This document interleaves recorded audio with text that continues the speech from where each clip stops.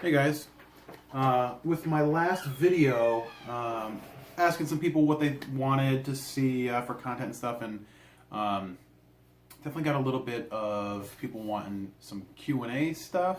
So I figured I would try to get away from like a really long Q&A like I usually do, and just kind of pick a few different questions from here and there.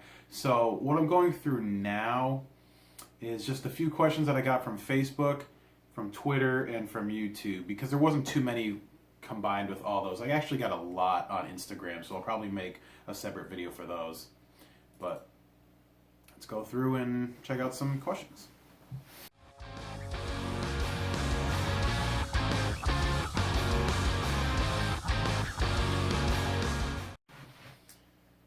Oh boy, if I had to pick somebody other than Matt to replace Tom, God, that's a very good question, because you got to try and tackle the guitar. You got to try and really do a good job finding the right singer, and I honestly don't know who could do it. And frankly, I don't think Matt was the perfect choice, but I don't think there would be a perfect choice. I mean, considering or assuming that just saying Blink should have just not been a band anymore isn't an option, and I had to pick somebody, I mean, I'd probably choose like someone from like All Time Low, or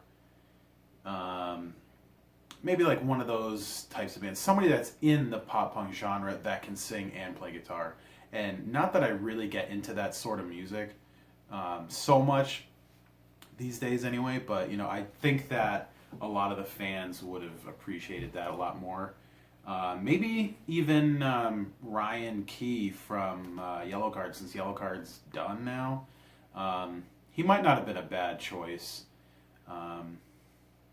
Yeah, something like that. That would have been the way I would have gone about it.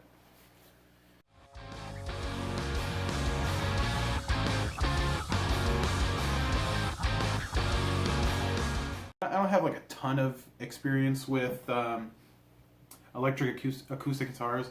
I mean, the one behind me right there, if you can even see it in the camera, is my Taylor, and it is a 416 CE. That CE standing for Cutaway Electric. So I can plug it in if I want to, but I typically don't. If I'm going to record it, I'll usually just mic it up. But I don't know. I mean, I've tried quite a few different brands. I'm really not a huge fan of Martin, at least not the way they sound. I mean, they feel good for the most part, but I never really liked the way they sounded that much, and I always loved Taylor's. So I was really happy when I picked that one up. Though the only thing I would probably change about this one is maybe getting a different model that has a smaller body shape. Because I actually chose this one, because it was a really good deal, and two, because it was the bigger body, and I thought that was going to be more beneficial for me at the time. And these days, I kind of wish I had gotten maybe one of the smaller ones, like the 12 series instead of the 16 series. But it is what it is. It still sounds great.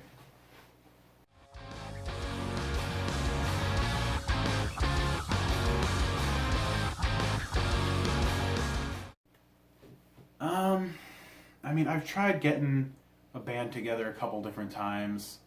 Actually, that's kind of not true. I've been in a band a couple different times, but they never really got off the ground, and it's usually started already before I even get there. Usually, a friend of mine or a mutual friend of mine will suggest that I check out the band or check out their stuff, and usually goes for a little while. And honestly, since I've started playing guitar, it's never worked out. But at the same time, I mean, I don't really see myself being in like a touring band. I mean, if the opportunity happened to come about, I mean, if the situation was right, I mean, I might do it. I do have a full-time job, but I don't know. I mean, I do like playing with other people. When I was in a band with my friend Dave and this drummer Nate and a couple different bass players, it was a lot of fun. We jammed out to some songs every now and then, but it got stale because it didn't really go anywhere after a while, and we weren't really on the same page. I mean, me and Dave were for the most part, but not everybody was always, and different levels of motivation just really make it difficult. And I've been having a lot of fun doing my own thing, and I don't have to fight with anybody other than myself trying to make these songs work. So I don't know. I'm pretty happy with where I am right now and what I'm doing. So it's not really a huge thing for me to try and get into a band, but if the opportunity arose, you never know.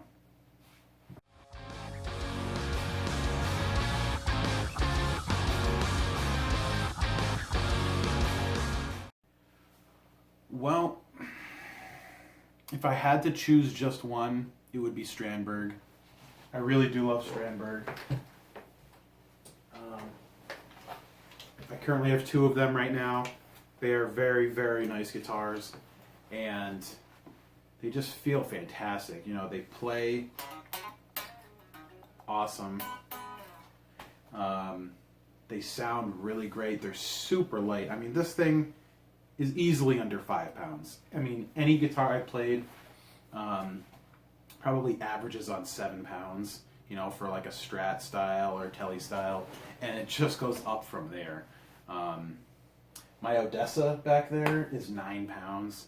The 335 is like 8.5 pounds. This thing is like nothing. It sounds great because it's just very resonant and all the notes just come out really nicely. And it just has a great fucking tone.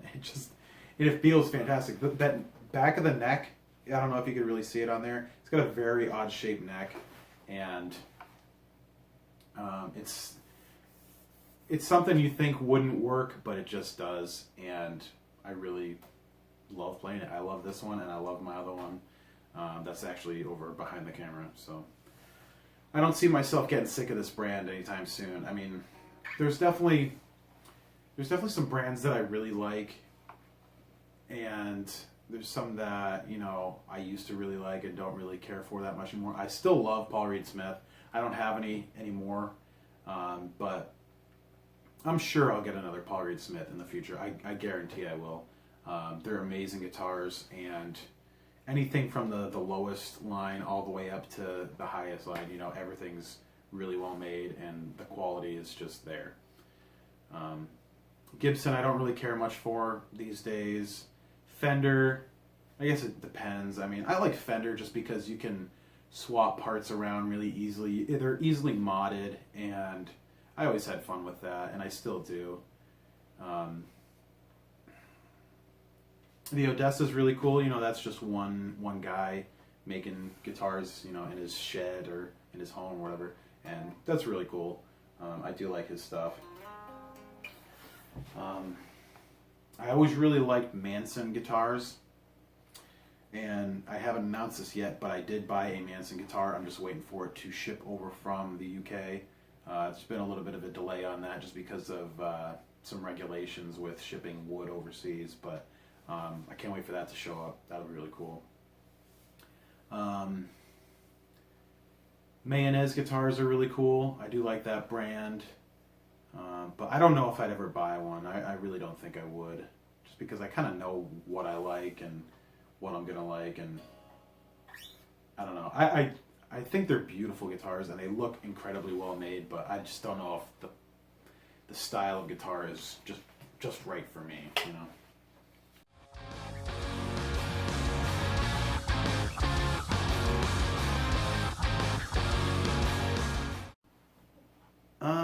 If I had to pick like one food to eat for the rest of my life, it would probably be some sort of chicken wing.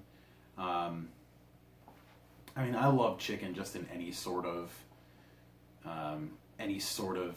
meal. Any way that you can make it, I'm probably gonna like it. But just something about chicken wings I just love, whether it's buffalo or like a teriyaki sort of sauce or plain, doesn't matter, Just give me some chicken wings and a bowl of blue cheese just to dip it in. I could live off of that forever. I do really like jalapenos. I add jalapenos to more foods than I probably should. It kind of drives my girlfriend nuts, but I don't know. I just love it. I do love pizza, but I'm very, very picky about pizza. So, for example, like all the pizza places in town really don't do it for me. I have to go like a town or two over just to get the right kind. And I don't know. I'm kind of a snob about it, I guess. But those would be the main ones.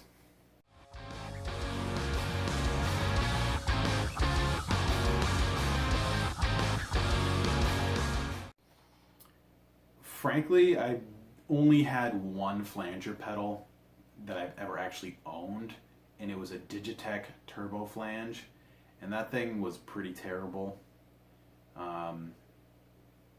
Other than that, I haven't really used flanges ever. I mean, I know a lot of people probably expect that I know a lot about flanges because Tom DeLonge's always using flanges, and I'm kind of known as the Tom DeLonge guy, whatever.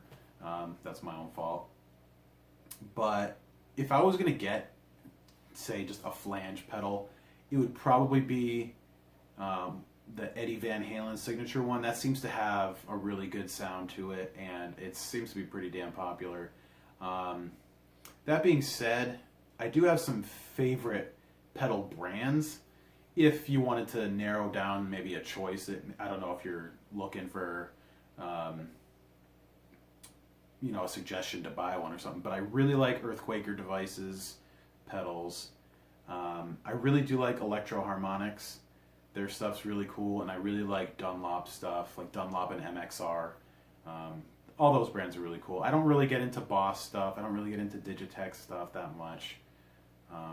But there's a lot of cool brands out there, and there's so many different companies out there doing pedals these days that everybody's doing something new, It's pretty cool.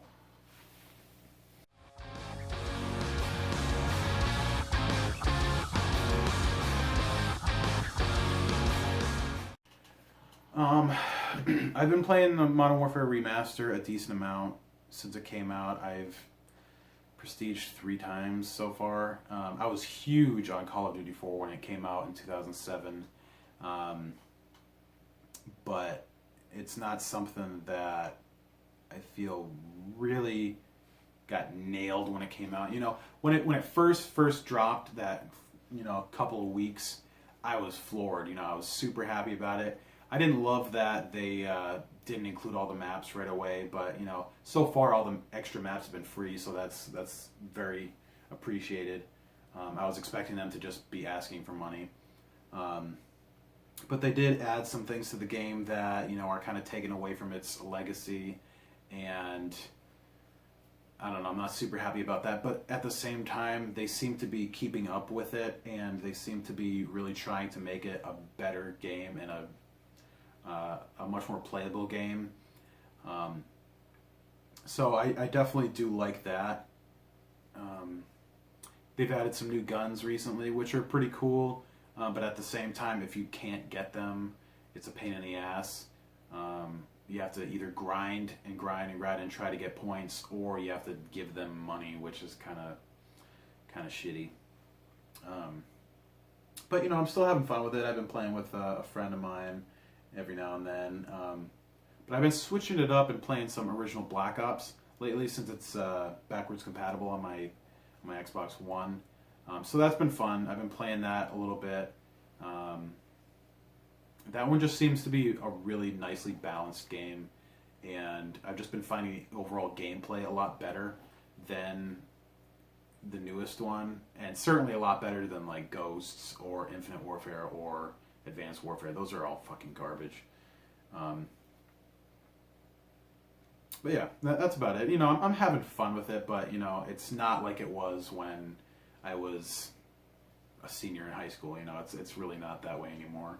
But I'm still enjoying it. I've gotten my money's worth anyway.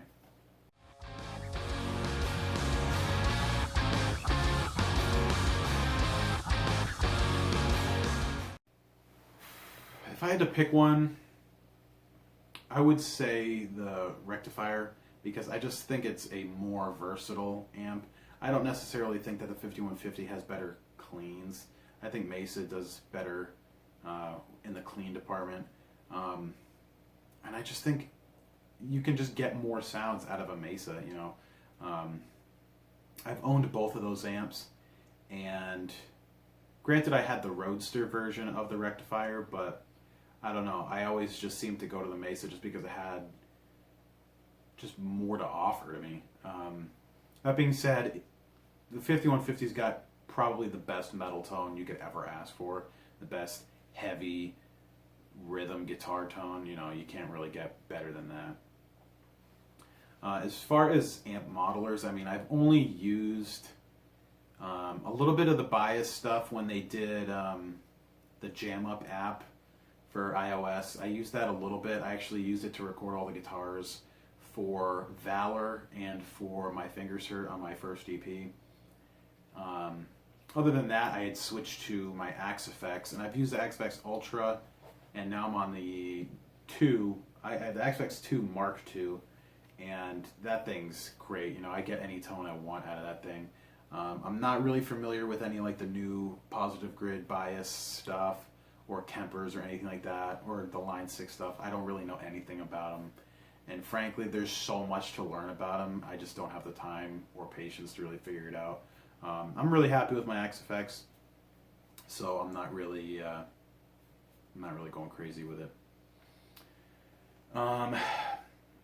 That's a good question. You know, I've definitely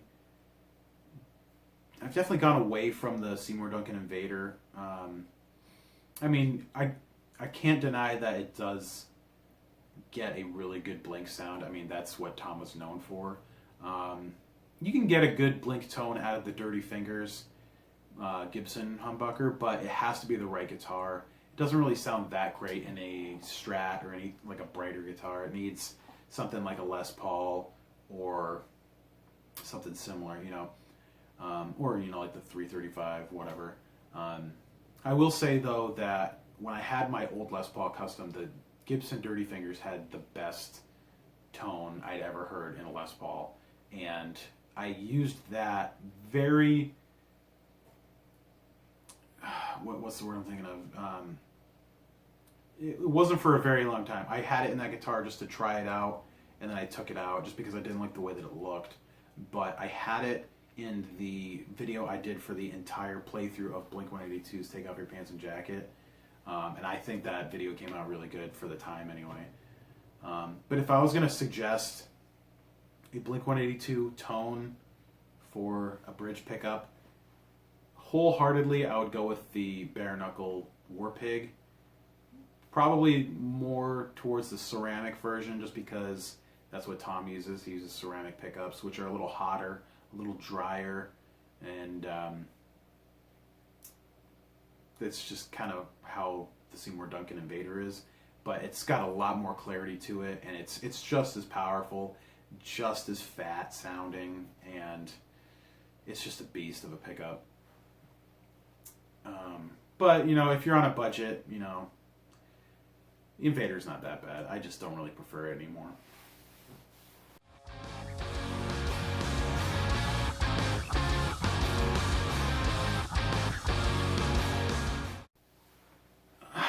I mean, I don't play a ton of video games these days. I mean, I'm trying to make a point to these days, more recently, but, you know, I still can't devote too much time to it.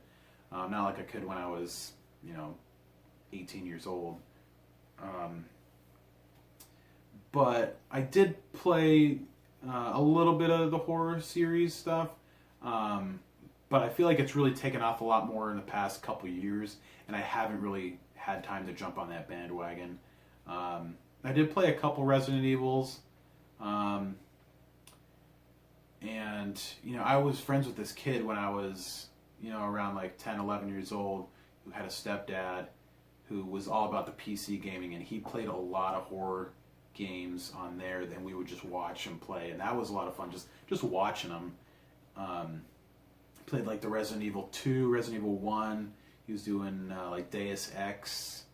Some others I can't remember, but those were fun to watch anyway. But as far as playing, I really don't play too many horror games. Not because I don't like them. Just if I'm going to play a game, it's not likely going to be those. It's either going to be a shooter or an RPG or like an action adventure. Something like that.